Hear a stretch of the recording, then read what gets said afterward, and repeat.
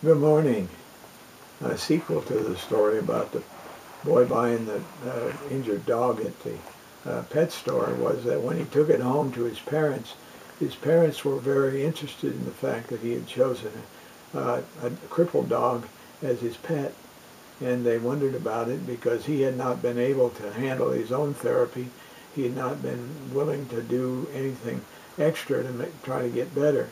But when they got the dog home, his mother and he, the next weekend, the first part of the next week, went to see the veterinarian, and the veterinarian examined the dog and told this boy that his dog didn't have a socket in his one leg, and that if he massaged his leg and helped to stretch it every day, and if he'd walk a mile a day, there would come a time when his dog would be strengthened enough that he would walk with almost no limp.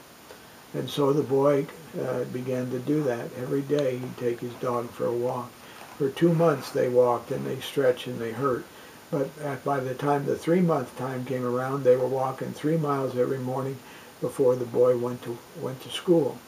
And one Saturday when he was walking his dog with a leash on him, a cat jumped out of the hedge and ran, and the dog broke loose from the boy and ran toward there was a street there, and the cat got across the street and the dog was going after it, and the boy could see that his dog was going to get injured, and so he dove for his dog and he tried to pull him out of the way, but he didn't get it done in time. And when he looked at his dog was in his arms, and his dog was bleeding profusely from the mouth. So he noticed that his own